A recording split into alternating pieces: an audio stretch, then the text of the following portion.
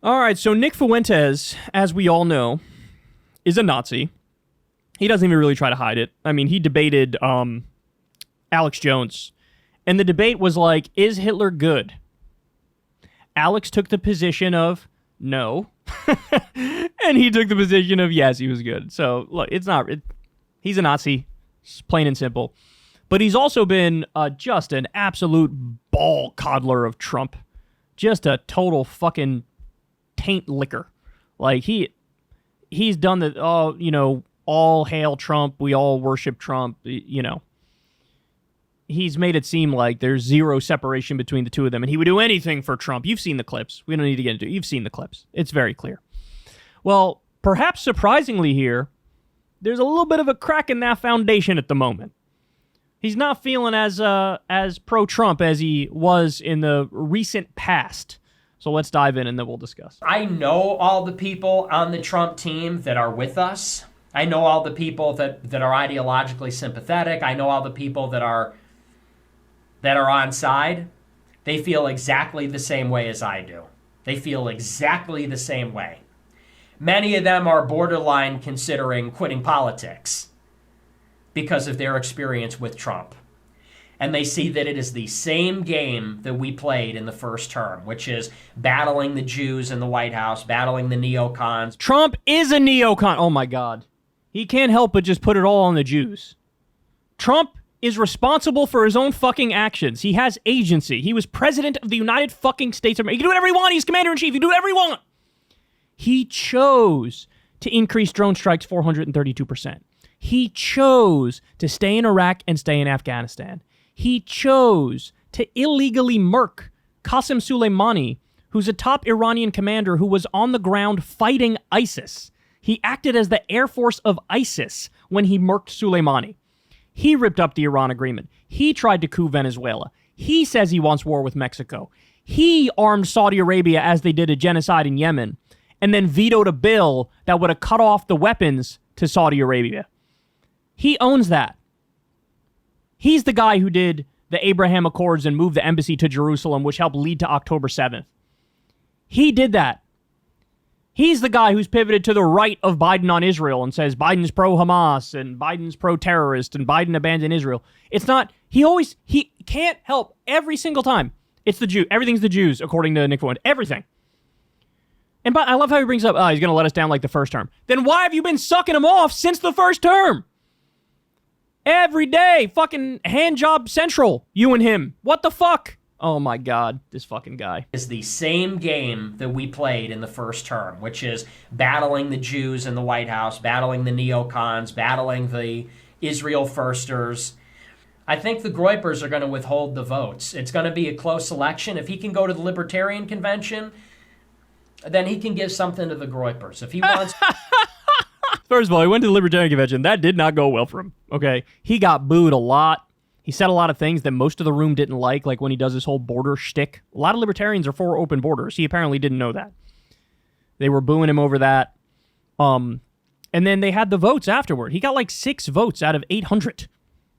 He said, pick me as your nominee, or at the very least, vote for me. They didn't pick him as the fucking nominee, not even close. And I don't think that many of them are going to vote for him. He says, give the Groyper something. What are you going to host another fucking convention? He had a convention. Remember, Marjorie Taylor Greene fucking spoke at it. You going to host one of those? You want Trump to show up to that? Nick Fuentes had dinner with Donald Trump, right? Wasn't it Fuentes, Kanye, and Milo or something like that? What the fuck? What the fuck? You know how much shit he got for seeing you? You want him to go through that again? Apparently, because maybe he's trying to take down the campaign. He knows, hey, if he meets with me, I'll take down the campaign. I don't know. Maybe. Here we go. Israel firsters. I think the Groypers are going to withhold the votes. It's going to be a close election. If he can go to the Libertarian convention, then he can give something to the Groypers. If he wants to go for the Libertarians to get 1% of the vote and they had a convention with 1,000 people, well, then he can earn our vote as well. And I don't like what I see. He doesn't sound happy with Trump, man. He doesn't sound happy with Trump. Look, here's the bottom line. And I got to cop to this too. We all got to be careful, bro. We all got to be careful. Because the fact of the matter is, there is some percentage of people that are cynically latching onto the pro-Palestine perspective Not because they're anti-genocide, not because they're anti-ethnic cleansing, not because they're pro-Palestinian sovereignty and independence and human rights. No, there's some percentage that just hate the Jews, right? And like I said, I got to cop to this too, because I did a segment the other day that was covering all of the celebrities who have spoken out to one extent or another in a pro-Palestine perspective. And a lot of them, God bless them, Ariana Grande, you know, Dua Lipa, there's a whole list of them. But there's also some, like, I just scrolled through the tweet thread to show, oh, look, here are all the people. I didn't even, when I first clicked it, there was only like 4 tweets there. By the time Showtime came around, they added to it. It was way more. But you scroll through, and there's like a bunch of UFC fighters there. I don't know anything about these motherfuckers, but apparently some of them are not exactly pro-Palestine for the right reason. You know what I'm saying? Apparently some of them are Holocaust deniers and all sorts of horrible shit. So you got to be careful. And we all know people like Jackson Hinkle, for example, cynically latching on to this issue. Also, by the way, idiots like him saying he's just like, I'm pro-Hamas. What? The whole point of being anti-Israel is like, hey, stop killing innocent civilians. And Hamas did that shit too. And they did it on purpose. I will stand on this very basic fact. I am against killing innocent civilians, no matter who the fuck does it. That's the obvious perspective. That's the principled perspective, right? Some people are just cynical. They hate Jews, they're anti-Semites, they're Holocaust deniers, and they'll latch on to a pro-Palestine perspective, but they don't really mean it. It's not coming from the right place, right? So we got to be careful. And Nick Fuentes is another, like, he's making it seem like, oh, I'm done with Trump because of Israel. But he's not done with Trump because of Israel in the right way, for the right reason, right? It's not like he's like, hey, they got to stop the genocide and Trump's not going to stop the genocide. No. He thinks the satanic cabal of evil Jews is behind the scenes controlling Trump, and that's my problem. My problem is he's too close to the Jews. That's his perspective. It's like that literally is not even a problem, right? To have Jewish people in your administration, to be kind, to be fair to Jewish people, that's our problem. Again, how many times can we reiterate this? The problem is not Jews. The problem is Zionists. There's a lot of phenomenal anti-Zionist Jews who are leading the movement for Palestinian liberation and peace and freedom and justice. And so, anyway, I don't really think it's necessary for me to go on this long rant to tell you guys that Nazis are bad, but here we are. And fucking Nick Fuentes, I love, like, all this fucking time, all the shit that Trump did over the years. And this is the fucking thing. This is the thing where you're like, you know what? I've had enough. Honestly, what I think it really stems from is that you're not giving us attention like you gave the Libertarians attention. Fucking of course he's not. Nobody likes you. You got a group of like fucking 13-year-olds who live in their mom's basement and jack off 3 times a day. Like, these are the people who fucking follow you. What are you talking about, bro? Of course he's not going to fucking... He knew it was a mistake right after he had the fucking dinner with you because he got dragged for like 2 months straight. So I think that's honestly more where it stems from.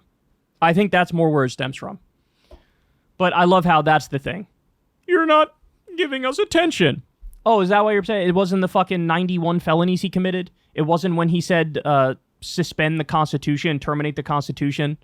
That didn't annoy you? It wasn't when he fucking destroyed the Consumer Financial Protection Bureau and fucked over the working class 1,000 ways to Sunday? Wasn't when he killed the regulations for clean water and clean air, making it dirtier? It wasn't when he did his 48th round of tax cuts for the rich? It was none of that stuff.